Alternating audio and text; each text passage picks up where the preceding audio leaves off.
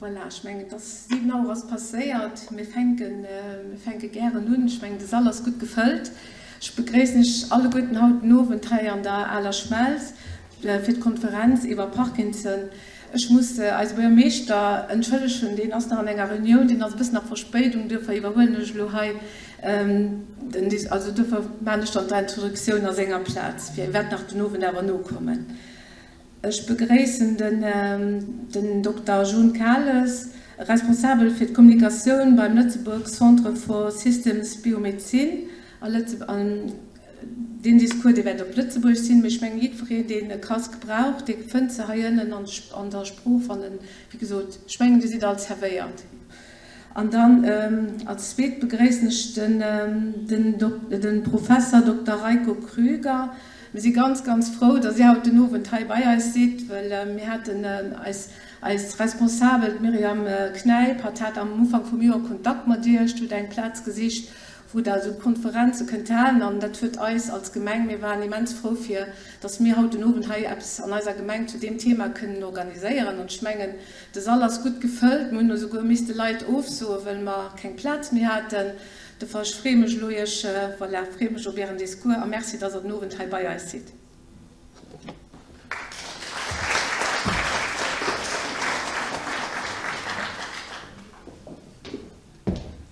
Schönen guten Abend dann auch von meiner Seite. Madame Schaffler, vielmals merci für die Invitation und für alle merci und die ganz Gemeinde Stengefurt für die Organisation. Wie Madame Dubler schon so, das ist ein immens Freude zu sehen, dass zu so viel kommen sieht. Ich meine, wir hatten noch nie, dass wir den Saal komplett ausgebucht hatten. Und dadurch auch eine große Merci und Madame Kneip, die da zusammen geschafft hat, für diesen Abend zu organisieren. Die Stunde und als Hauptspeaker von Abend, den Professor Dr. Reiko Krüger gehen, und ich will ein kurzes Intro über den LCSB, den Luxembourg Center for Systems Biomedicine. Und, was wir machen, die Forschung, die wir machen, und wie weit das wir auch heute. Den LCSB und Tour, das ist die dritte Edition, das ist eine Serie, die wir dieses Jahr ins Leben gerufen haben, für als Forschung, für die Leute, die nicht Campus Ballwall, da in der Gegend und der Stadt Lützeburg wohnen, als Forschung zu bringen, noch zu weisen, welchen Impact das Forschung kann, ob als Gesellschaft hat zu Lützeburg, aber auch am Ausland tun. Den LCSB als ein integralen Teil von der Uni Lützeburg, dafür auch wieder über die Uni, aber die Uni Lützeburg ganz besonders möchte, aufgesehen davon, dass nach einer von den jüngsten Unien aus, oder eine relativ junge Uni aus im Vergleich zu vielen anderen. Wie die meisten Unien aus der Uni Lützeburg aufgebaut, von verschiedenen Fakultäten, die kümmern sich vor allem um die Education von den Unistudenten. Fakultät für Wissenschaft, Technologie und Medizin, eine Fakultät für den Droit, Ökonomie und Finanz, und Fakultät von den Geisteswissenschaften, Edukationswissenschaften und Sozialwissenschaften. Was die Uni Lützeburg ein bisschen speziell macht, dass wir interdisziplinäre Forschungszentren haben, wie die Nummer schon seht, befassen sich mehr mit der Forschung selber, auch vor verschiedene Forscher, Kuren auf die Uni gehen, auch verschiedene Professoren von der Uni bei uns forschen. Den nächsten interdisziplinären Center war den SNT, sie befassen sich mit Kommunikations- und Informationstechnologien. Den zweiten Center war den LCSB, Luxembourg Center for Systems Biomedicine, den nächsten von den Zentren, den sich mit Biomedizin befasst, mehr dazu gleich. Danach kommt den C2DH, das ist ein Center, den sich mit zeitgenössischer und digitaler Geschichte befasst. Das Jahr im Januar 2024 ruft das Max-Planck-Institut an die Uni Lützeburg abgeholt an Oslo, das Luxembourg Center for European Law, also europäische Gesetzgebung. Und nicht mehr spät wie heute ruft als nächsten interdisziplinäre Center annonciert, das Luxembourg Center for Socio-Environmental Systems, die befasst sich damit, wie Themen wie Nachhaltigkeit und das Environnement sich auch als Gesellschaft auswirken. Die Gesellschaft Uni Lützeburg ist konstant im Gang, sich auszubauen, am meisten auch mit Themen, die ganz konkret für die Gesellschaft von Bedeutung sind. Kommen wir direkt bei uns am LCSB. Wie der Name schon sieht, Luxembourg Center for Systems Biomedicine, wir befassen uns mit Biomedizin. Und also Schwerpunkt liegt vor allem auf neurodegenerative Krankheiten, darunter die zwei Hefers, die Alzheimer-Krankheit und Parkinson-Krankheit. Heute Abend wird es vor allem um Parkinson-Krankheit gehen. Und die Bild von unserer Forschung aus Mechanismen und Krankheitsprozesse haben, denen Krankheiten besser zu verstehen. Und so auf einer Seite dazu beizutragen, dass die am Moment noch unheilbare Krankheit besser trätieren kann. Wenn eine Krankheit trätieren will, muss sie vielleicht mal diagnostizieren. Das ist am Moment noch relativ größten Challenge. Professor Krüger wird sicher noch darüber angehen. Und idealerweise ging man die Krankheiten einfach verhindern. Eine Krankheit, die verhindert, wäre nicht das dritte.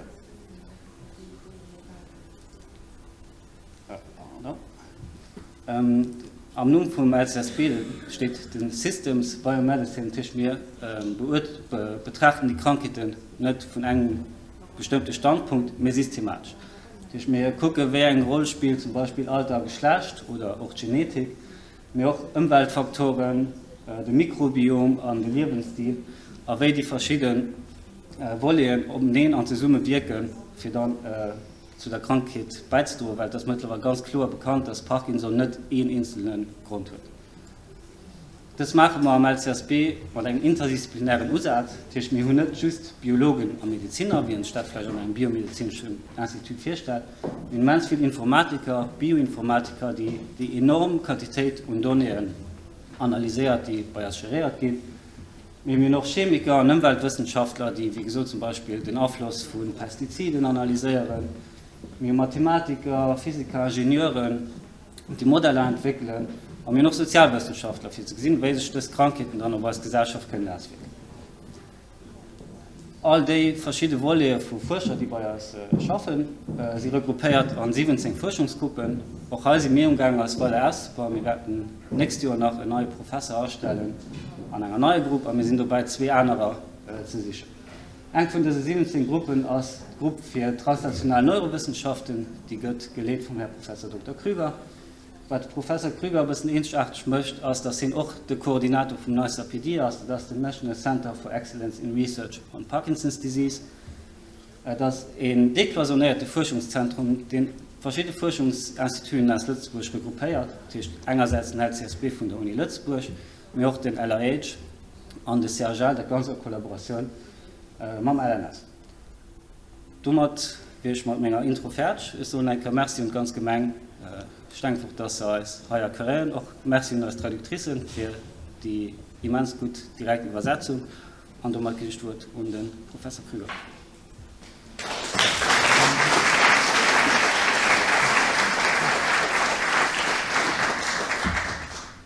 Ja, schönen guten Abend. Vielen Dank für die nette Einführung. Tolle Gelegenheit für mich und ich freue mich sehr, heute hier sein zu dürfen und so viele Interessierte hier im Publikum zu sehen. In meinem Vortrag möchte ich gerne ein bisschen einen Einblick geben in das, was Parkinson eigentlich ist und zeigen natürlich, und das hat der Jon gerne gezeigt, voran auf dem Bild, was wir eigentlich in diesem Nationalen Zentrum in den letzten Jahren auch gemeinsam zur Erforschung der Parkinson-Krankheit beigetragen haben. Das sind mehr als 2000 Menschen mit und ohne Parkinson, die uns hier in den letzten Jahren unterstützt haben. Und damit kann man wirklich sagen, ist Luxemburg auch international sichtbar in der Forschung. Und dann möchte ich aber auch andererseits zeigen, dass das, was wir in der Forschung machen, auch in der Zwischenzeit sich auch in der Behandlung von Menschen mit Parkinson hier in Luxemburg auch widerspiegelt. Und Sie haben nachher auch Gelegenheit, in den verschiedenen Ständen unten, eine Etage tiefer, sich zu informieren, weil inzwischen gibt es auch erste Ansätze, wie wir vielleicht diese neurodegenerativen Erkrankungen in der Zukunft in der Häufigkeit reduzieren können, Prävention machen können, das Voranschreiten von diesen chronischen Erkrankungen verlangsamen können. Zunächst möchte ich hier zur Transparenz mitteilen, dass die Forschung, die wir haben, im Wesentlichen vom Fonds National de Recherche unterstützt wird. Das ist wichtig, weil sonst könnten wir diese Forschung nicht unternehmen. Und Sie sehen auch meine anderen Affiliationen bzw. Rednerhonorare. Die Parkinson-Krankheit ist eine Krankheit, die uns noch viel mehr beschäftigen wird in der Zukunft. Warum? Weil die Parkinson-Erkrankung nicht nur die zweithäufigste neurodegenerative Erkrankung ist, nach der Alzheimer-Krankheit, die schon erwähnt wurde, aber sie ist auch die am schnellsten wachsende Erkrankung. Das heißt, wir erwarten, dass Menschen mit Parkinson, die Anzahl der Menschen mit Parkinson sich in den nächsten 20 Jahren verdoppelt. Und das heißt, hier kommt etwas auf uns zu, wo wir uns auch vorbereiten wollen, wo wir möglichst eben schon Prävention anbieten können, wo wir auch in der Zukunft Therapien haben wollen, die nicht nur die Symptome sehr gut unterdrücken, das können wir heute schon, aber die möglicherweise auch in das Voranschreiten dieser Erkrankung eingreifen können und eben diesen herunterbremsen können. Das ist unser Ziel, dafür machen wir Forschung. Wir wissen zumindest schon, dass Parkinson zum Beispiel dadurch häufiger wird, dass wir zum Glück alle älter werden. Weil das Alter ist ein Risiko, Parkinson zu bekommen. Man muss sich das so vorstellen, dass bei der Parkinson-Krankheit bestimmte Nervenzellen schneller altern, vorschnell altern.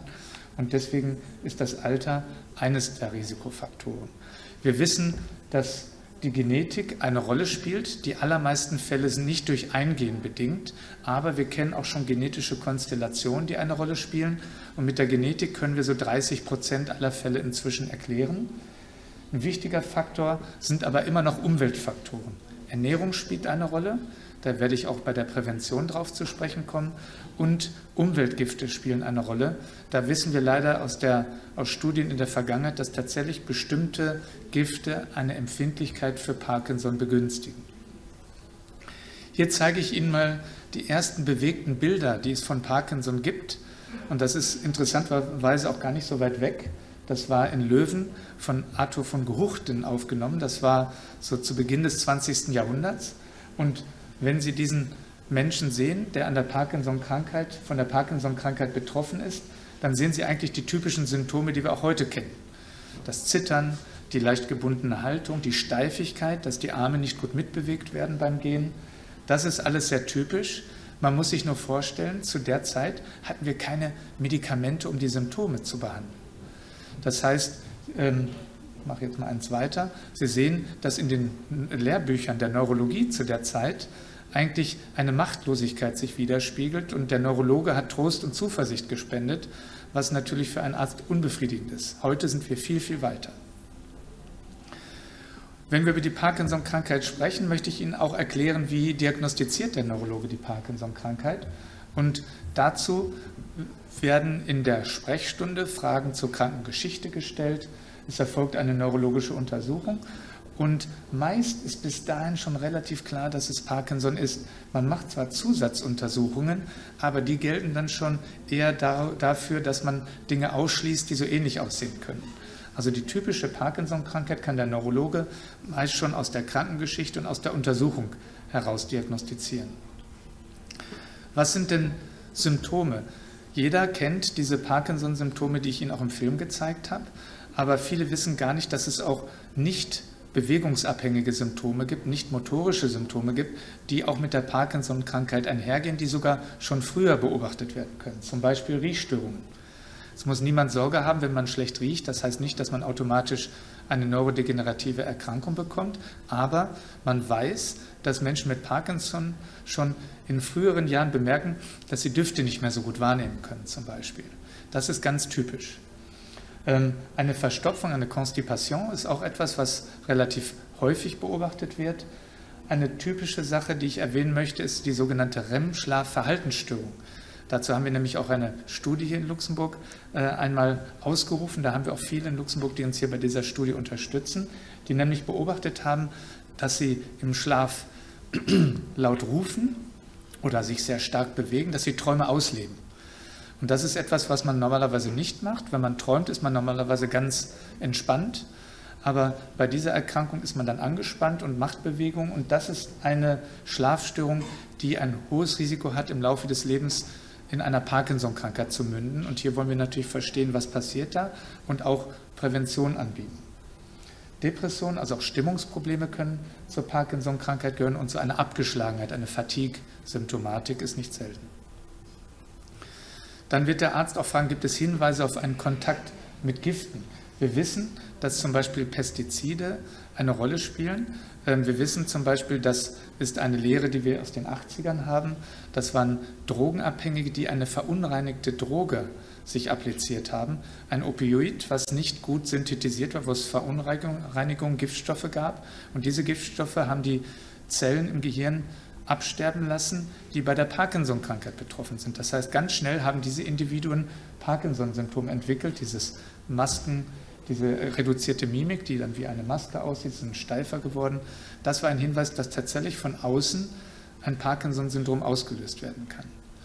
Wir wissen in der Zwischenzeit, dass Pestizidgebrauch zum Beispiel in der intensiven Landwirtschaft, wo keine Schutzmaßnahmen sind, als Berufskrankheit anerkannt sind. Das heißt, wenn man dann eine Parkinson-Krankheit entwickelt, ist das ausreichend wahrscheinlich, dass das damit zusammenhängt, dass man bestimmte Gifte benutzt hat. Das war bereits 2012 in Frankreich anerkannt. In Deutschland ist die Parkinson-Krankheit jetzt gerade in diesem Jahr als Berufskrankheit anerkannt bei einer ausgeprägten Giftverwendung. Mein Kollege und Freund Bas Blum aus den Niederlanden hat gefunden, dass Bestandteile, die man früher, und das ist inzwischen nicht mehr verfügbar, aber wenn man vor 20 Jahren in einer chemischen Reinigung war, und ich erinnere mich auch, dann gab es einen leicht stechenden Geruch. Das ist das Trichlorethylen. Und in der Zwischenzeit weiß man, wenn man sehr intensiv mit Trichlorethylen zu tun hat, hat man ein höheres Risiko, im Laufe des Lebens Parkinson zu entwickeln. Das wurde da studiert durch Kollegen in den USA, wo eine Luftwaffenbasis sehr verunreinigt ist mit diesem Stoff, weil man den auch zum Entfetten benutzt hat. Und dort findet man häufiger Parkinson als in der normalen Bevölkerung. Dann wird der Arzt auch nach der Krankengeschichte fragen. In den allermeisten Fällen ist Parkinson nicht erblich, aber es gibt teilweise Familien, wo man sieht, dass in verschiedenen Generationen, ich habe das mal schwarz eingezeichnet, Individuen sind, die von der Erkrankung betroffen sind. Und da kann man davon ausgehen, dass möglicherweise eine Veränderung, eine genetische Veränderung dazu beiträgt.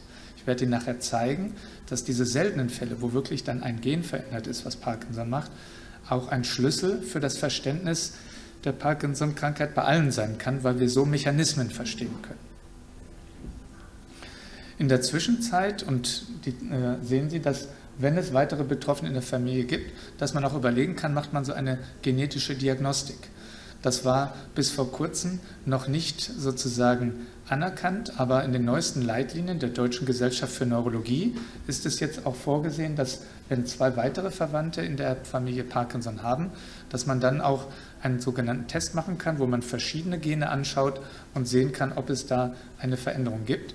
Das hilft mit dazu, verschiedene Formen der Parkinson-Krankheit zu erkennen. Und ich möchte Ihnen auch in meinem Vortrag eigentlich illustrieren, dass wir wirklich nicht die eine Parkinson-Krankheit haben, sondern wahrscheinlich viele verschiedene Gruppen der Erkrankung, die gleich aussehen, aber teilweise unterschiedliche Grundlagen, unterschiedliche Beiträge haben, sodass wir auch in der Zukunft gezieltere Therapien machen werden. Nach der Krankengeschichte wird der Neurologe dann eine neurologische Untersuchung durchführen und da achten wir insbesondere auf die typischen Symptome der Parkinson-Krankheit, die man auch sehen kann, wenn ein Mensch zum Beispiel ganz viele Schritte braucht, um sich zu wenden, dass man das nicht in einem Rutsch machen kann oder dass man die Arme nicht bewegt beim Gehen, das ist die Steifigkeit der Muskeln. Ab und zu gibt es auch ein Zittern, das muss aber nicht sein, auch das kann zur Parkinson-Krankheit gehören. Dann werden Menschen mit Parkinson oft gebeten, mal auf dem Papier einen Satz zu schreiben, weil wir wissen, dass die Schrift kleiner wird und etwas unleserlicher wird bei der Parkinson-Krankheit und eine Spirale zu zeichnen, weil man dort eher sehen kann, wenn es ein leichtes Zittern gibt, weil dann sieht man diese Auslenkung hier in die Richtung, wenn man dann versucht, eine runde Spirale kreisend zu malen. Dazu gehören zur Diagnose auch Tests, wo man das Riechen untersucht. Ich hatte gesagt, dass man früh hier auch Veränderungen findet. Und wer gerne selber mal so einen Riechtest machen möchte, wir haben auch unten bei dem Stand die Möglichkeit, dass jeder einmal ein bisschen sich testen kann. Ich hatte diese Untersuchung des Schlafes erwähnt. Wenn sich Hinweise ergeben auf so eine REM-Schlafverhaltensstörung, kann man auch die Kollegen im Schlaflabor bitten, dass man eine Nacht im Krankenhaus verbringt und das sich anschaut im Video und misst und dann kann man nachweisen, ist es wirklich so eine REM-Schlafverhaltensstörung. Das ist nicht nur, dass man damit ein zukünftiges Risiko für Parkinson entdecken kann, sondern wir können das auch behandeln. Das heißt, Menschen, die diesen unruhigen Schlaf haben, können auch Medikamente bekommen, dass sie wieder ruhiger, besser schlafen. Am Ende macht der Neurologe ein Bild vom Kopf. Und da ist ganz wichtig zu verstehen, dass es uns dabei eher geht, andere Dinge auszuschließen. Das heißt, ich habe auch schon Patienten in meiner Sprechstunde gehabt, das Bild war normal, da war ich froh, weil vielleicht ist es ja nicht Parkinson, aber nein, das Bild ist normal und das macht die Diagnose Parkinson sogar wahrscheinlicher, weil im Scanner oder im IRM kann man keine Zeichen der Parkinson-Krankheit sehen.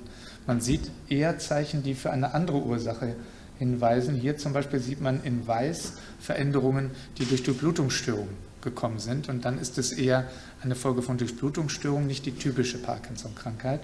Oder hier sehen wir eine Störung, dass das Nervenwasser nicht mehr so gut abfließt, was wir alle im Gehirn haben. Und wenn das nicht gut abfließt, gibt es sozusagen eine Verstopfung, dann steigt ein bisschen der Druck und das kann auch Parkinson-Symptome machen. Das kann ein Neurochirurg behandeln, indem er das Wasser wieder ablässt, sozusagen. Die einzige Untersuchung, wo wir noch, wenn wir unsicher sind, einen Beleg haben können, ob das nun wirklich die Parkinson-Krankheit ist, ist, wenn man Bilder vom Kopf macht, nachdem man eine Substanz injiziert hat, die für kurze Zeit Strahlung abgibt und sich dann dort anlagert, wo das Dopamin im Gehirn produziert wird. Das können wir sehen. Das sind diese Kommastrukturen, die man hier sieht. Und normalerweise sieht das rot-gelb aus. Dann ist das eine gute Produktion von dem Dopamin, von dem Nervenbotenstoff, den wir alle brauchen im Gehirn. Hier sieht man allerdings, dass das etwas weniger rot ist. Wenn das reduziert ist, dann spricht es dafür, dass auf der Gegenseite erste Symptome der Parkinson-Krankheit auftreten können. Das heißt, wenn ich links im Gehirn eine Verminderung sehe, kann das bedeuten, dass man rechts an der Hand vielleicht zittert oder steifer geworden ist. Heutzutage, und das ist das Wichtige, können wir die Parkinson-Erkrankung bereits sehr, sehr gut behandeln. Das ist der Unterschied zu dem Video, was ich Ihnen gezeigt habe. Wir haben sehr viele Werkzeuge in der Hand, die wir für jeden Patienten einsetzen können, dass wir die Steifigkeit reduzieren können, dass wir das Zittern unterdrücken können, dass wir die Menschen mit Parkinson eine sehr gute Lebensqualität haben. Und Sie sehen, das ist eine ganze Reihe von Medikamenten, die wir haben, aber wir haben sogar Methoden, direkt am Gehirn zu behandeln. Der sogenannte Hirnschrittmacher ist etwas, was auch in Luxemburg gemacht wird. Das machen wir in Zusammenarbeit mit dem Dr. Hertel hier am CHL, der als Neurochirurg solche Elektroden auch einbringen kann. Und auch damit, mit Strom, kann man die Parkinson-Erkrankung sehr gut behandeln. Bei allen diesen Therapien geht es darum, die richtige Therapie für den richtigen Patienten zu finden. Und dazu brauchen wir auch zum Teil noch Forschung. Sie sehen auch hier schon, dass wir die Medikamente unterschiedlich zu bestimmten Zeiten bei bestimmten Patienten einsetzen. Das ist etwas, was der Neurologe mit dem jeweiligen Patienten bespricht, um die richtige Therapie zu finden. Und was ganz wichtig ist, das liest man auch teilweise falsch im Internet, die Therapie ist nie erschöpft. Es gibt nie den Zeitpunkt, wo man sagen kann, da wissen wir nicht, was wir tun. Es gibt immer gute Möglichkeiten zu jedem Zeitpunkt, auch in späten Stadien der Erkrankung, zum Beispiel durch Pumpensysteme oder durch einen Hirnschrittmacher, die Erkrankung optimal zu behandeln. Eine häufige Frage dabei ist, wann soll man denn jetzt anfangen mit der Behandlung? Viele Menschen sind auch ein bisschen zurückhaltend. Die Erkrankung wird diagnostiziert, muss ich denn jetzt gleich Tabletten oder Medikamente einnehmen? Das Ziel sollte aber sein, sobald man einen Verlust von Dopamin im Gehirn hat und auch gegebenenfalls sichtbar macht mit dem Bild, was ich Ihnen gezeigt habe, dass wir dann das ersetzen, was fehlt. Warum? Weil wir viele Bewegungen unbewusst machen, zum Beispiel die Arme beim Gehen mitschwingen. Und wenn diese unbewussten Bewegungen fehlen, dann schleifen sich falsche Bewegungsmuster ein. Und das kann man dann auch später, wenn man Medikamente gibt, nicht mehr gut korrigieren. Das heißt, es ist auch wissenschaftlich erwiesen, das ist eine Studie, die ich Ihnen dazu kurz zeigen wollte, dass man wirklich die Medikamente rechtzeitig beginnen soll, wenn Symptome da sind. Hier hat man Menschen, die frisch diagnostiziert wurden mit Parkinson, entweder mit einem Scheinmedikament, einem Placebo behandelt oder mit verschiedenen Dosen des immer noch als Goldstandard dienenden Medikaments des Levodopa, was die Vorstufe vom Dopamin ist, behandelt. Und die wurden knapp ein Jahr behandelt und dann wurden die Medikamente weggelassen. Und dann wurden die gleichen Menschen untersucht von jemandem, der die Studie nicht kannte, der nicht wusste, wer hat Medikamente bekommen und wer hat keine Medikamente bekommen. Und Sie sehen, die Menschen, die nie Medikamente bekommen haben, sind schlechter, weiter oben ist schlechter, als die Patienten, die Medikamente bekommen haben. Selbst 2 Wochen, nachdem man die Medikamente gestoppt hat. Das heißt, es gibt einen Unterschied, man vermeidet falsche Bewegungsmuster und deswegen sollte man wirklich rechtzeitig beginnen mit der Behandlung der Erkrankung. Das ist ganz wichtig. Die Parkinson-Krankheit ist eine chronische Erkrankung. Das heißt, man behandelt sie das ganze Leben lang. Das heißt, mit den Jahren muss man auch, weil das Voranschreiten des Absterbens der Nervenzellen beobachtet wird, immer wieder die Dosis anpassen. Das kann tatsächlich dazu führen, dass in späten Krankheitsstadien die Patienten sehr viele Tabletten einnehmen müssen. Hier hat mir mal eine Patientin alle Tablettenschachteln zusammengestellt, die sie in einem Jahr eingenommen hat. Das sind 4 Quadratmeter Tabletten und zu diesen Zeitpunkten der Erkrankung, das ist so nach 10, 15 Jahren, hat man dann morgens, mittags, abends, teilweise auch dazwischen Tabletten. 7-mal am Tag hat diese Patientin Tabletten einnehmen müssen, damit sie eine gleichmäßige Beweglichkeit hat. Da können Sie sich vorstellen, da muss man schon ein sehr guter Manager sein. Da muss man die Zeiten gut einhalten, da muss man immer ausreichend Tabletten mithaben, wenn man in den Urlaub fährt. Und deswegen sind das die Zeitpunkte, wo man spätestens überlegen sollte, kommen nicht andere, bessere Behandlungen in Betracht, die ermöglichen, die Tabletten zu reduzieren oder vielleicht sogar ganz wegzulassen. Und das sind die Methoden, die ich Ihnen vorhin schon einmal gezeigt hatte. Und da möchte ich nur kurz erwähnen, dass wir eben auch für diese Stadien sehr gute Möglichkeiten der Behandlung haben, auch alle hier in Luxemburg anbieten können, um Menschen auch in fortgeschrittenen Stadien eine gleichmäßig gute Beweglichkeit zu ermöglichen. Das sind zum Beispiel Pumpensysteme und hierzu gibt es eine Pumpe in Luxemburg, die sogenannte Apomorphin-Pumpe. Das hat nichts mit Morphin als schmerzstillendes Medikament zu tun, aber das Apomorphin ist das bestwirksame Parkinson-Medikament. Das gibt es noch nicht als Tablette, deswegen gibt es das unter die Haut, so wie beim Insulin, beim Blutzucker. Und das kann man an die Haut ankleben mit einer kleinen Nadel und dann liefert das kontinuierlich das Medikament und sorgt für eine gleichmäßige Beweglichkeit. Damit kann man die Hälfte der Tabletten weglassen. Mit der Pumpe hier, die liefert das Medikament direkt über den Magen in den Darm. Da hat man so einen kleinen Schlauch am Bauch. Die kann sogar dazu führen, dass man die Tabletten ganz weglassen kann. Da wird alles, was man sonst als Tabletten geschluckt hat, über einen Schlauch, über diese Pumpe, direkt in den Darm abgegeben, dort, wo die Medikamente aufgenommen werden. Jetzt ab Dezember haben wir sogar noch eine neue Pumpe in Luxemburg, die wird dann angeboten. Und das ist eine Pumpe, die den gleichen Wirkstoff wie hier enthält, nämlich das Levodopa, das ich schon erwähnt hatte, aber was dann auch unter die Haut abgegeben werden kann. Das ist etwas, was wir im Dezember jetzt erwarten, wo wir dann auch wie die anderen Länder um uns herum, Deutschland und Frankreich haben wir schon, Belgien fängt mit uns an, dass wir so auch die neuesten Therapien hier in Luxemburg zur Verfügung haben. Nur zu erwähnen, auch mit dieser Pumpe kann man die Tabletten ganz weglassen. Die Pumpe läuft 24 Stunden. Eine wichtige Therapiesäule, und das hatte ich kurz erwähnt, ist der Hirnschrittmacher. Das ist etwas, wo man mit Strom die Erkrankung behandeln kann. Und da will ich nur darauf hinweisen, dass das nicht für jeden Patienten in Frage kommt, aber für die es in Frage kommt, eine sehr wichtige und sehr gute Therapie ist. Das hat man hier mal anhand von Tagebüchern ausgewertet. Hier hat man Menschen entweder mit einem Schrittmacher behandelt oder weiterhin mit Medikamenten. Das wurde vorher ausgelost, das heißt, das war per Zufall. Und die waren ungefähr gleich am Anfang. Das heißt, man hatte nur 3 Stunden gute Beweglichkeit am Tag, aber die Patienten hatten über 6 Stunden schlechte Beweglichkeit am Tag, wo sie blockiert waren. Und dann konnte man sehen, dass mit dem Hirnschrittmacher die 6 Stunden schlechte Beweglichkeit sich im Schnitt auf 2 Stunden reduziert haben und aus 3,2 Stunden gute Beweglichkeit über 7 Stunden wurden. Da sieht man, wie positiv der Schrittmacher war. Mit den Medikamenten war man über ein halbes Jahr zumindest stabil, das ist auch gut, weil man kann da immer wieder auch ausgleichen für das Voranschreiten der Erkrankung, aber hier sieht man, dass der Schrittmacher überlegen ist und davon sollte man dann auch profitieren. Da kann ich Ihnen hier auch mal so ein Video zeigen, was eindrücklich zeigt, hierfür das Zittern, aber auch die Steifigkeit als Symptom bei der Parkinson-Krankheit kann durch den Schrittmacher besser werden. Das war eine Patientin, die ich in Tübingen noch behandelt habe, also vor mehr als 10 Jahren. Inzwischen bin ich auch 10 Jahre in Luxemburg. Und Sie sehen, mit dem Hirnschrittmacher kann man das Zittern, das ist mal das Eindrücklichste, sehr gut unterdrücken. Die Patientin habe ich 11 Jahre dort verfolgt und das blieb auch so. Das heißt, es ist wirklich eine effektive Therapie. Jetzt beginne ich schon langsam so ein bisschen in Richtung Forschung zu schauen, weil ich hatte Ihnen ja gesagt, in der Zukunft wird man vielleicht nicht die gleichen Medikamente, die gleichen Therapien für alle Patienten anbieten.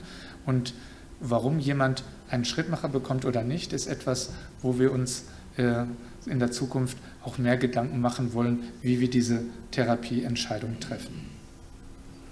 Um diese Forschung zu machen, haben wir in der Zwischenzeit die Möglichkeit in Luxemburg, seit 2015 ist es gegründet worden, dies gemeinsam zu machen, wo wir Menschen mit Parkinson und Menschen ohne Parkinson einladen, gemeinsam hier voranzugehen und neue Dinge für die Parkinson-Erkrankung zu beforschen, sozusagen mit der Lupe die Erkrankung anzuschauen und besser zu verstehen. Das ist ein großer Aufwand und den wir alle gerne machen und das ist ein Aufwand, den wir gemeinsam mit verschiedenen Institutionen, mit verschiedenen Disziplinen machen. Das sind Grundlagenforscher, klinische Forscher, Krankenschwestern, Ärzte, Biologen, Biochemiker, Chemiker, Computerexperten, die uns da unterstützen. Und Sie sehen hier so ein paar Bilder auf der Reise. Ein wichtiger Bestandteil war eben dort die Einrichtung einer sogenannten Parkinson-Forschungsklinik, die sich im Moment am sogenannten LCTR, in der Forschungsklinik, auf dem CHL-Gelände befindet und wo wir immer noch täglich Menschen mit Parkinson und eben Kontrollpersonen einladen für die Forschung. Sie sehen, das geht nur zusammen und das ist ganz wichtig, dass die verschiedenen Forschungsinstitute und auch die Krankenhäuser hier zusammenarbeiten und die Expertise zusammenbringen. Das war der Garant für den Erfolg und natürlich auch die Zusammenarbeit, der Aufbau der Parkinson-Klinik. Wir sind dann auch mit einem Bus rausgefahren, den gibt es immer noch, den sehen Sie vielleicht auch manchmal noch rumfahren, wenn wir dann in den Norden fahren zum Beispiel oder in den Süden, um dort auch Patienten einzuladen. Das heißt, wir kommen auch dorthin, wo Menschen mit Parkinson betroffen sind. Wir arbeiten sehr eng mit der Parkinson-Patientenvereinigung zusammen. Da finden Sie auch einen Stand unten nachher noch, um sich zu informieren. Und wir haben viele Partner im Land, wo wir hinfahren können, wie Sie sehen. Und wir haben auch im Ausland, das ist eine Initiative, die auch die Großregion eingeladen hat. Wir kennen Menschen aus Belgien, die uns unterstützen, Parkinson-Patienten aus Frankreich und Parkinson-Patienten aus Deutschland. Alle die sind eingeladen, uns hier an der Forschung zu unterstützen. Und Sie sehen, dass das über die letzten Jahre ein großer Erfolg war. Ein Teil dieses Teams haben Sie heute auch am Stand unten stehen. Da können Sie auch fragen, wie das über die letzten Jahre ging, dass wir am Ende über 5000 Visiten hatten, wo wir Menschen gesehen haben, wo wir Blut abgenommen haben, Speichel abgenommen haben, Urin untersucht haben. All das, um die Parkinson-Krankheit besser zu verstehen. Inzwischen sind wir über verschiedene Phasen gegangen. Und wir haben inzwischen nicht nur Menschen mit Parkinson eingeladen, sondern Menschen mit einem Risiko für die Parkinson-Krankheit. Und wir sind jetzt sozusagen in einer Nachhaltigkeitsphase, wo wir das Ganze sozusagen auf eigenen Füßen stehen haben und wo wir jetzt auch mit Unterstützung der Michael J. Fox Stiftung, die Sie vielleicht kennen aus den USA, weiterhin Menschen für die Forschung einladen können. Das ist übrigens hier der Teilnehmer, der uns zum 9. Mal besucht hat. Das heißt, wir haben die Menschen mit Parkinson auch regelmäßig eingeladen. Das ist auch wichtig, dass wir sehen können, wie entwickelt sich die Erkrankung über die Zeit. Was kann die Forschung jetzt leisten? Und ein wichtiger Punkt ist, dass wir eine frühere Diagnose, eine sicherere Diagnose machen möchten. Das ist wichtig, weil wir gelernt haben aus unserer Forschung, wenn wir die Teilnehmer gefragt haben, dass sie in der Regel ungefähr 3 Jahre gebraucht haben, bis die Diagnose gestellt wurde. Und das finden wir ist zu lang. Wir denken, das sollte früher sein. Wir möchten früher behandeln. Und deswegen ist das ein wichtiger Teil der Forschung. Der andere Teil ist, dass wir in der Zukunft nicht nur die Symptome gut behandeln möchten, wie ich Ihnen das demonstriert habe, sondern auch die Ursachen. Das heißt, wir möchten verstehen, wie entsteht eigentlich die Parkinson-Krankheit. Und hier habe ich Ihnen einmal ein Video mitgebracht, wo man verschiedene Menschen mit Parkinson sieht. Und Sie sehen, dass es eben verschiedene Symptome gibt. Die Patientin haben Sie schon gesehen, mit dem starken Zittern. Die anderen Patienten hier haben Parkinson aufgrund einer genetischen Ursache. Das ist ganz, ganz selten, aber diese seltenen genetischen Ursachen helfen uns auch, bestimmte Untergruppen zu erkennen. Und der Mensch, der diese Genveränderung trägt hier, der deswegen Parkinson hat, hat die häufigste Ursache für eine genetische Form der Parkinson-Krankheit, die wir auch in Luxemburg gefunden haben. Das heißt, in der Zukunft können uns die Gene schon helfen, Untergruppen zu finden. Das heißt, die Parkinson-Krankheit aufzuteilen in verschiedene Untergruppen, die man dann unterschiedlich besser diagnostizieren kann und unterschiedlich behandeln kann. Dazu müssen wir die Ursachen verstehen. Dazu müssen wir wissen, was passiert da eigentlich in der Zelle, in der Nervenzelle, dass das nicht so gut funktioniert. Und dazu möchte ich Ihnen ein Beispiel geben, was uns sehr viel gelehrt hat und wo jetzt auch die ersten Therapien entwickelt werden, die auf die Ursache zielen. Und das Ganze fing in der Forschung vor über 25 Jahren an, in einem kleinen Dorf in Italien. Warum dort? Weil es da eine große Familie gab, wo ganz viele Menschen die Parkinson-Krankheit hatten. Hier sehen Sie mal so einen Stammbaum, das ist nur ein Ausschnitt dieser Familie, weil die hatte über 300 Mitglieder. Und Sie sehen, alle die Menschen, die hier schwarz eingezeichnet sind, sind von der Parkinson-Krankheit betroffen.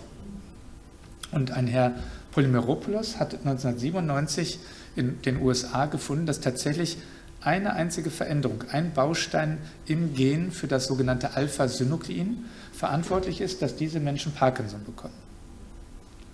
Wir haben daraufhin in Deutschland eine weitere Familie gefunden und diese Menschen, die dort in der Familie betroffen sind, haben auch eine Veränderung, eine andere, aber in dem gleichen Gen, in dem Alpha-Synuklein-Gen. Das heißt, hier hätte man zum ersten Mal einen Hinweis, dass ein Eiweißbaustein, der nicht gut funktioniert, die Parkinson-Krankheit auslösen kann. Und man konnte sogar zeigen, dass wenn man nach dem Tod Menschen mit Parkinson deren Gehirne untersucht hat, dass tatsächlich das Alpha-Synuclein, das Eiweiß in verklumpter Form in den Gehirnen sich abgelagert hat. Das heißt, man weiß inzwischen, dass ganz typisch ist, dass bei der Parkinson-Krankheit bestimmte Eiweiße nicht mehr gut aus der Zelle herausgeschafft werden können, dass die sich ablagern, dass die verklumpen. Die bilden dann diese Knötchen, die Sie hier sehen, und die behindern dann wahrscheinlich die Funktion der Zelle. In der Zwischenzeit, und das ist die neueste Forschung, ist es gelungen zu zeigen, dass das gleiche Eiweiß auch schon im Nervenwasser nachweisbar ist. Das ist eine Studie in der Michael J. Fox Studie, PPMI, an der wir inzwischen auch teilnehmen.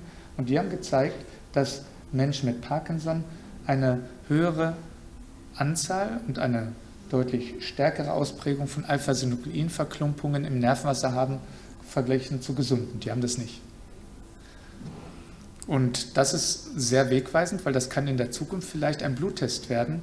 Weil, wenn wir das im Nervenwasser nachweisen können, ist es vielleicht auch im Blut nachweisbar. Und tatsächlich konnten wir zusammen mit unseren japanischen Kollegen durch die Proben, die uns auch Menschen mit Parkinson hier in Luxemburg zur Verfügung gestellt haben, zeigen, dass diese Eiweißverklumpungen auch im Blut von Parkinson-Patienten typisch sind und die bei gesunden Menschen im gleichen Alter nicht auftreten. Das heißt, hier haben wir über eine seltene Form, die nur bei wenigen Familien Parkinson ausgelöst hat, ein Eiweiß identifiziert, was bei allen eine Rolle spielt. Man konnte sogar zeigen, dass das Eiweiß, je nachdem, wie es sich zusammenlagert, auch für bestimmte Subtypen von Parkinson verantwortlich sein können. Jetzt kann man sich natürlich vorstellen, wenn wir das jetzt wissen, vielleicht sollten wir einfach versuchen, diese Aggregate herauszubringen. Und das ist tatsächlich eine Strategie, die angewandt wird. Dazu wurden Antikörper gebildet. Antikörper, hier in grün eingezeichnet, sind das, was Sie vielleicht aus der Pandemie noch kennen. Da waren die Antikörper gegen das Virus, gegen das Coronavirus. Hier sind die Antikörper gegen das Alpha-Synuclein, gegen das verklumpte Eiweiß. Und Sie sehen, das bindet hier. Man konnte tatsächlich in ganz vielen Experimenten und Studien im Labor zeigen, dass das in der Lage ist, tatsächlich das Alpha-Synuclein zu binden und aus Nervenzellen herauszuschaffen und dann auch Symptome lindern kann. Das heißt, hier war eine Möglichkeit, das auch wirklich zu den Menschen zurückzubringen. Und das ist gemacht worden. Es gab eine erste Studie, wo dieser Antikörper getestet wurde, der heißt Prasinezumab, und die Firma Roche hat das untersucht. Und man hatte gehofft, dass man damit die Symptome von Parkinson verbessern kann. Man gibt ihm ein Scheinmedikament, ein Placebo und das richtige Medikament, aber das hat am Anfang keine Besserung gezeigt. Was man aber zeigen konnte, ist, dass die Menschen, die das Medikament bekommen haben, im Vergleich zum Scheinmedikament einen langsameren Krankheitsverlauf hatten, ein langsameres Voranschreiten.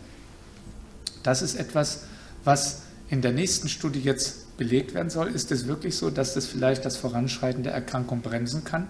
Das wäre schon ein großer Fortschritt, weil ich denke, was heutzutage Heilung verspricht, ist sehr unrealistisch. Was wir erwarten können, ist zunächst mal, dass wir die Erkrankung im Verlauf günstiger beeinflussen. Und das ist nun Bestandteil der aktuellen Studie, die wir hier auch in Luxemburg durchführen. Die Frau McIntyre hat das mit mir initiiert und der Herr Znati unterstützt es. Und das ist eine Studie, wo 6 Menschen in Luxemburg mit Parkinson jeden Monat eine Infusion bekommen mit diesem Antikörper. Wir wissen bis September noch nicht, wer jetzt den Antikörper gekriegt hat und wer ein Scheinmedikament hat, aber Ende des Jahres erwarten wir die Ergebnisse und da hoffen wir, dass wir diesen Effekt aus der ersten Studie belegen können, weil dann hätten wir einen ersten Weg, um das Voranschreiten dieser Erkrankung günstig zu beeinflussen. Das ist die Studie und 6 Teilnehmer aus Luxemburg sind dabei. Seitdem die Studie abgeschlossen ist, seit September, bekommt sogar jeder das richtige Medikament. Das gehört bei den Studien dazu. Wenn man sich freiwillig meldet, sollten auch die profitieren, die bisher das Scheinmedikament bekommen haben. Zum Schluss wollte ich Ihnen zur Forschung noch kurz zeigen, was in den letzten Jahren erreicht wurde, weil diese Studie, die wir jetzt nun durchführen, ist ein Bestandteil. Aber wir haben zum Beispiel auch in Luxemburg die häufigste genetische Ursache für Parkinson gefunden. Das sind Veränderungen im sogenannten GBA1-Gen. Das heißt, hier in Luxemburg haben 12% der Menschen mit Parkinson diesen Parkinson aufgrund einer Veränderung im GBA1-Gen. Das ist jetzt erstmal nur eine genetische Diagnose sozusagen, die man stellen kann, was dann aber davon eine weitere Möglichkeit ist, wieder eine gezieltere Therapie, weil wir wissen, dass Menschen mit GBA1-Mutationen mehr Alpha-Synukleinverklumpungen haben. Und deswegen haben wir jetzt in Zusammenarbeit mit Kollegen aus Tübingen, aber auch aus anderen europäischen Parkinson-Spezialzentren eine Studie aufgelegt, die von der Michael J. Fox Stiftung unterstützt wird, wo wir diesen Antikörper, den ich Ihnen vorher erklärt habe, auch diesen Menschen zukommen lassen wollen, was bei GBA1 veränderten oder bei Parkinson durch GBA1-Veränderungen typisch ist, ist, dass diese Form von Parkinson auch dazu neigt, dass man Gedächtnisstörungen entwickeln kann. Deswegen wollen wir in der Studie nicht schauen, ob die Beweglichkeit sich verändert, sondern ob man verhindern kann, dass die Vergesslichkeit zunimmt. Das heißt, die kognitive Leistungsfähigkeit abnimmt, wie hier gezeigt. Und die Hoffnung wäre, dass man so etwas bremsen kann, reduzieren kann, dass auch das Gedächtnis besser erhalten bleibt. Darüber hinaus machen wir Forschung, wo wir die Parkinson-Krankheit besser messen wollen. Das heißt, wir haben zum Beispiel Sensoren. Einige, die in der Forschung schon teilgenommen haben, kennen die Schuhe, wo wir die Schritte mit analysieren können. Das ist die Gruppe von Professor Klucken, der auch im LCSB ist, der diese Studien durchführt, damit man in der Zukunft vielleicht durch Schuhsensoren ein Signal bekommt, wann sollten die Medikamente angepasst werden, wann wirken die Medikamente nicht mehr so gut. Und das kann man dann daran auslesen, dass die Schritte vielleicht kleiner werden oder man ab und zu stolpert. Das würden die Schuhe messen. Das kann dann dem Arzt eine Information geben. Das ist ein Teil, wie wir digitale Werkzeuge auch für die Forschung nutzen. Das andere ist, dass wir neue Modelle entwickeln, um neue Medikamente zu entwickeln. Das heißt, wenn wir Ursachen der Parkinson-Krankheit kennen und im Reagenzglas in den Nervenzellen nachbauen können, dann können wir auch Medikamente im Reagenzglas testen, die das wieder rückgängig machen können, das vorschnelle Altern der Nervenzellen und damit hoffentlich auch die Erkrankung günstig beeinflussen. Dazu haben wir in Zusammenarbeit mit Jens Schwambaum vom LCSB Mini-Brains, kleine Gehirne, generiert, wo in Rot eingezeichnet die Dopamin produzierenden Zellen nachweisbar sind. Und man sieht hier, wenn man Medikamente testet, bringen wir die roten Zellen wieder zurück. Das heißt, das könnte etwas sein, was das Überleben von Dopamin produzierenden Zellen begünstigt und was man dann auch eben wieder in klinische Studien bringen kann. Das andere ist, dass wir Biomarker identifizieren wollen, die uns noch besser die Diagnose ermöglichen. Ich hatte Ihnen das verklumpte Alpha-Synuklein erwähnt, was wir im Nervenwasser und im Blut nachweisen.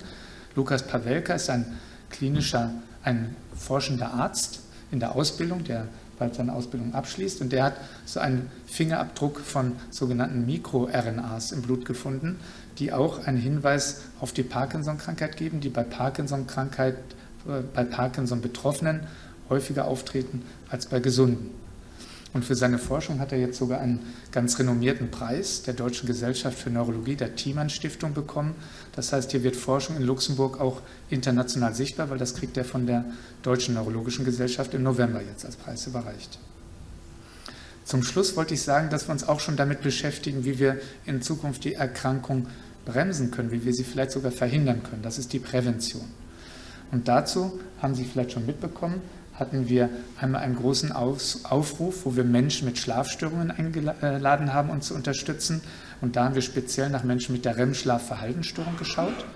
Und wir hatten erst Anfang des Jahres abgeschlossen einen Aufruf zur Studie Gesund Altern, wo wir verschiedene Risikoprofile abgefragt haben und wo wir zum Teil Riechtests verschickt haben, um zu sehen, welche Menschen haben ein höheres Risiko, welche Menschen sind eher geschützt und besser lernen wollen, was schützt, was kann ein Risiko sein, um diese Dinge in Zukunft gezielt anzugehen. Mit dem, was wir in der Forschung haben, haben wir inzwischen Luxemburg tatsächlich auf die Weltkarte gebracht. Und Sie sehen, wir haben sehr viele Partner in der Forschung von verschiedenen Universitäten, von anderen Ländern weltweit, die uns hier gemeinsam unterstützen, damit wir gemeinsam das Verständnis der Parkinson-Erkrankung und die Behandlungsmöglichkeiten der Parkinson-Erkrankung voranbringen. Zum Schluss will ich aber auch zeigen, dass es wichtig ist, dass das, was wir aus der Forschung lernen, auch wieder zurück zu den Menschen mit Parkinson bringen können. Und da war ein ganz wichtiger Aspekt, dass wir in Luxemburg vor ein paar Jahren einen Pilot starten konnten, wo wir eine integrierte Versorgung für Parkinson demonstrieren konnten. Und das haben die Kollegen in den Niederlanden schon vor einigen Jahren pilotiert. Diese haben seit über 10 Jahren das sogenannte Parkinson-Net-Modell, wo der Patient im Zentrum steht und die Lebensqualität der Patienten das Entscheidende ist. Und darum gruppieren sich die verschiedenen Professionellen, und Parkinson wird von insgesamt 19 verschiedenen Berufen behandelt. Da ist nicht nur der Neurologe, da ist ein Kini, da ist ein Ergotherapeut, Orthophonist, Psychologen, Diätberater, verschiedene sind involviert, und all das muss koordiniert sein und muss auf den Patienten abgestimmt sein. Und da haben wir in 2017, das ist mein Kollege Bas Blum aus den Niederlanden, der das Konzept entwickelt hat, haben wir die Idee gehabt, dass wir das auch in Luxemburg, dass sozusagen auf die Luxemburger Umgebung übersetzt wird, das Konzept. Und das war glücklicherweise ein Erfolg. Wir haben viele motivierte Professionelle dabei, die uns dabei unterstützen, die als Trainer zum Teil, das sind die Trainer für Ergotherapeuten, Orthophonisten und Physiotherapeuten, Kinien, die uns da unterstützen und mit denen wir wirklich über die erste Studie in 2017 das so weit gebracht haben, dass es ein funktionierendes Netzwerk gibt, wo man auch in verschiedenen Teilen des Landes Zugang zu dieser Versorgung hat. Die Holländer haben gezeigt, dass wenn man das macht, wir auch einen günstigen Einfluss auf die Erkrankung haben. Man vermeidet Komplikationen, weil Menschen besser bewusst sind, was sind die Risiken, Gangstörungen erkennen, behandeln, Stürze vermeiden. Damit kann man zum Beispiel Brüche vermeiden, Komplikationen im Krankenhaus. Man steigert die Möglichkeit der Patienten auch aktiv an ihrer Therapie teilzunehmen, was ganz wichtig ist. Arzt und Patient sind da Partner in der Therapie. Und es konnten sogar die Kosten im Gesundheitssystem reduziert werden. Das ist meist auch ein Argument, was dann hilft, das auch in der Politik umzusetzen. Und tatsächlich ist es so, dass wir inzwischen dieses Réseau sichtbar haben. Das heißt, man kann über parkinsonnet.lu sehen, wo sind die Therapeuten. Wir werden diesen Herbst nochmal neue Therapeuten ausbilden. Die Zahl der Krankengymnasten wird sich damit mehr als verdoppeln. Und es werden auch neue Psychologen noch dazukommen und Diätberater dazukommen. So wollen wir das Bild komplettieren und die bestmögliche Versorgung hier in Luxemburg auch anbieten. Inzwischen wissen wir, werden ungefähr 1800 Menschen in diesem Netzwerk behandelt, und wir bieten da auch Informationen an. Das heißt, dass jeder sich informieren kann, was sind die besten Informationen, um sich bei der Parkinson-Erkrankung behandeln zu lassen, was sind die Risiken, die man hat, wo kann man selber vorbeugen. All das finden Sie in diesem Informationsmaterial auch in verschiedenen Sprachen. Das Gute ist, dass dieses Réseau inzwischen auch ein offizielles Réseau de Compétences ist. Das heißt, seit diesem Jahr wird es auch voll finanziert, und wir können auch Krankenschwestern ausbilden an den Krankenhäusern, die jeweils dort sich um die Versorgung von Menschen mit Parkinson kümmern können. Das ist eine direkte Folge von den vergangenen Jahren, die wir in dieser Pilotphase verbringen durften und wo wir das Projekt vorangebracht haben. Zum Schluss will ich nochmal darauf zurückkommen, dass die Parkinson-Krankheit, wie wir sie kennen, eine Bewegungsstörung ist, aber dass sie wahrscheinlich auch viel früher beginnt und diese sogenannte Vorphase noch nicht gut verstanden ist, aber schon ein Signal sein kann, dass man hier schon etwas gegen die Erkrankung tun sollte. Und meine Kollegen, ich hatte den Herrn Bas Blum gerade schon gezeigt, der ein Pionier für das Parkinson-Net war, der ist auch ein Pionier für die Prävention bei der Parkinson-Krankheit, weil zusammen mit den Kollegen in Nijmegen an der Uniklinik in Holland konnten sie zeigen, dass zum Beispiel Ausdauersport das Voranschreiten der Parkinson-Erkrankung bremsen kann. Wir wissen alle, Bewegung ist gut, aber hier ist es nochmal bewiesen. Das heißt, man konnte wirklich zeigen, dass das, was wir als Voranschreiten der Parkinson-Krankheit kennen, durch diesen Sport gebremst werden konnte. Und das ist etwas, was sich nicht nur auf die Parkinson-Krankheit als neurodegenerative Erkrankung übersetzt. Da wissen wir sogar schon mehr aus der Alzheimer-Erkrankung, der Demenz als neurodegenerative Krankheit, weil es gibt tatsächlich Risikofaktoren, denen wir alle ausgesetzt sind. Aber wenn wir sie behandeln und diese Risikofaktoren günstig beeinflussen, wo wir dann die Demenzen verhindern können, Prävention betreiben können. Und Sie sehen hier ein paar Faktoren, von denen sind manche ganz intuitiv, dass wenn man zum Beispiel raucht, dass das ungünstig ist und dass man damit eine Demenz fördern kann, eine Neurodegeneration. Aber zum Beispiel, dass eine Sehstörung ein Problem sein kann oder eine soziale Isolation, das ist vielleicht nicht so bekannt. Das heißt, allein wenn man sich sozial wieder integriert, rausgeht, kann das Vorhandensein oder das Entwickeln einer Demenz vermeiden. Und so gibt es Hinweise, dass man wenn man nur alle diese Risikofaktoren angehen würde, fast die Hälfte der Demenzen vermeiden könnte. Das heißt, es ist sehr effektiv. Das ist natürlich für jeden ein bisschen anders, wie die Risikoprofile sind. Und deswegen haben wir in Luxemburg glücklicherweise die Möglichkeit, so ein Demenzpräventionsprogramm zu entwickeln. Da haben Sie auch einen Stand unten, den Sie gleich gerne besuchen können, wo wir eben neben diesem normalen Altern, dem wir hoffentlich alle unterliegen, das ist ganz normal, dass man altert im Laufe der Zeit, aber eben die Menschen identifiziert, die vorschnell altern, die früher Gedächtnisstörungen bekommen, die früher denken, ach, ich bin jetzt in den Keller runtergegangen, ich weiß gar nicht mehr, was ich eigentlich hochbringen wollte. Zum gewissen Teil ist das normal, aber wenn das häufiger ist, dann sind das die Menschen, die wir identifizieren wollen, um dann, wenn man so eine milde Gedächtnisstörung hat, eben Maßnahmen anzubieten. Das ist das Programm Demenzprävention. Und das ist etwas, was wir in enger Abstimmung auch mit der Alzheimer-Patientenvereinigung machen und wo es darum geht, eben frühzeitig Risiken zu erkennen.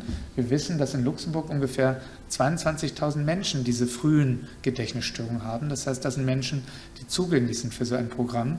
Und wir erleichtern das, diese Risiken zu identifizieren, indem wir sogenannte Gedächtniscoaches haben. Das heißt, Neuropsychologen, die einen beraten bezüglich der Risikofaktoren, die identifizieren und dann über sogenannte Voucher, Gutscheine anbieten können, wie man sich motivieren kann, in ein Gedächtnistraining zu gehen oder in eine sportliche Aktivität oder in einen Verein, um sich sozial zu integrieren. Das ist etwas, wo inzwischen fast oder gerade 700 Leute, jetzt 700, genau, Teilnehmer da sind. Das heißt, das ist etwas, wo schon viele profitieren. Wir wissen aber oder wir denken aber, dass man zum einen viel mehr Menschen erreichen sollte und auch viel früher. Weil wir wissen, dass manche Risiken schon in den mittleren Lebensjahren aktiv sind. Und deswegen haben wir, und das ist gerade jetzt herausgekommen, das werden wir auch noch offiziell mitteilen, eine App entwickelt, wo man sich, Sie können das ja auch scannen, wenn Sie möchten, wo sich jeder einmal sein eigenes Risikoprofil anschauen kann und wenn er etwas machen möchte, auch gleich Vorschläge bekommt, wie man das Risiko reduzieren kann. Da geht es um die Gehirngesundheit, das ist der Brain Coach, den haben Kollegen aus Holland als erst entwickelt und wir haben den jetzt auf die Luxemburger Umgebung angepasst und den gibt es auch in den in Luxemburg gesprochenen Sprachen, Englisch, Französisch, Deutsch. Und das ist etwas, wo jeder etwas für seine Gesundheit tun kann. Und wie gesagt, wir wissen, das, was bei der Demenz hilft, ein Voranschreiten zu vermindern, ist mit hoher Wahrscheinlichkeit auch bei Parkinson das, was günstig sich auf den Verlauf auswirken kann.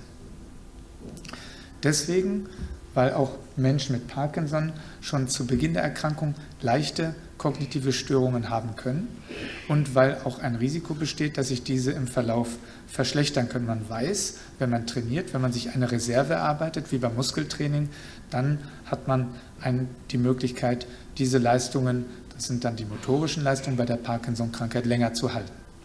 Und deswegen werden wir in Zukunft auch dieses Demenzpräventionsprogramm auch in das Réseau de Compétences, in das Parkinson-Net mit einbauen, sodass wir nicht nur eine integrierte Versorgung haben, sondern auch eine integrierte Prävention in dem Programm. Und damit ist dann Luxemburg wirklich wieder führend, was das angeht, weil das versuchen andere Länder auch umzusetzen, aber sind noch nicht so weit, was das angeht. Damit, mit diesem positiven Ausblick, dass jeder etwas tun kann, möchte ich meinen Vortrag gerne beenden. Mich natürlich bei allen bedanken, die in den letzten Jahren dazu beigetragen haben und was das Réseau de Compétences angeht, auch nochmal für die Unterstützung, dass wir das dieses Jahr wirklich dann umsetzen konnten. Das war die Zeremonie, wo auch die Gesundheitsministerin und der Forschungsminister teilgenommen hatten, um eben dieses Réseau de Compétences offiziell zu lancieren. Vielen Dank und ich stehe gerne für Fragen zur Verfügung.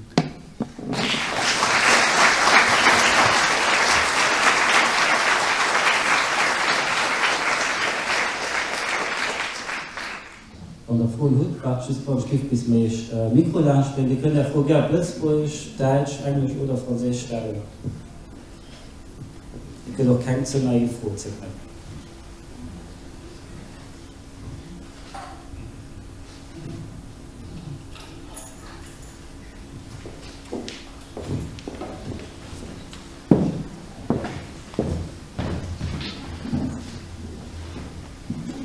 Ich habe da eine Frage zum Alter. Sie haben gesagt, das Alter spielt eine wesentliche Rolle. wann würden Sie jetzt vorschlagen, dass man diese Diagnosen durchführt oder ab welchem Alter ist es sinnvoll, sich über diese Krankheit mal Gedanken zu machen, wenn man eine Schlafstörung hat? Also meine Tochter ist 15 Jahre alt, ich gehe nicht davon aus, dass sie ihre Schlafstörungen etwas damit zu tun haben. Aber gut, die Frage ist halt, ab wann würde man sich da schon Gedanken machen müssen? Also was man sagen kann, ist, dass die Parkinson-Krankheit typischerweise so um das 60. Lebensjahr diagnostiziert wird. Das ist das, wo typischerweise Menschen diese Beeinträchtigung der Beweglichkeit, vielleicht auch eine Feinmotorikstörung, dass das Knöpfen von Händen langsamer geht, bemerken, was dann dazu führt, dass man sich mal beim Neurologen vorstellt. In jungen Jahren, je jünger, sage ich mal, wird Parkinson immer unwahrscheinlicher. Es gibt noch eine Regel, bei den Menschen, die vor dem 40. Lebensjahr Parkinson bekommen, ist häufiger eine genetische Ursache dabei. Aber in den Fällen ist es auch meist ein günstigerer Verlauf. Aber das sind sozusagen die Regeln. Ich habe selber bislang noch keinen Patienten gesehen, der jünger als 22 ist.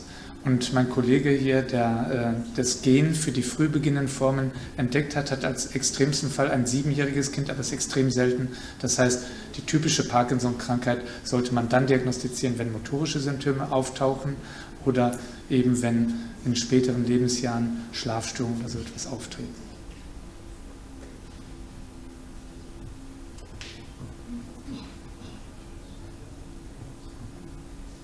Und sonst keine Frage mehr sind, ich wollte eigentlich auch mal in Dublin gehen.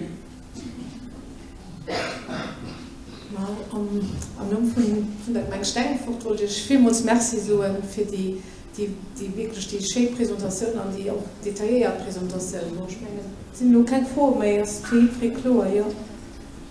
Ich meine, ich bleibe nach noch da für das ja, Thema. voilà. Ich wollte gerade sagen, also die Gemeinde Steinfurt hat früher nach Partouren und ich meine, da kommen auch bestimmt viele Fragen, ob ich durch, ich meine, wenn er vis-à-vis von einem steht, dann fällt er dann ist es mir einfach. Da war ich nicht nach den Partouren und ich meine, da sind noch ganz viel nach Informationen, Flyern und da steht noch die ganze Equipe noch zur Verfügung. Ne? Voilà.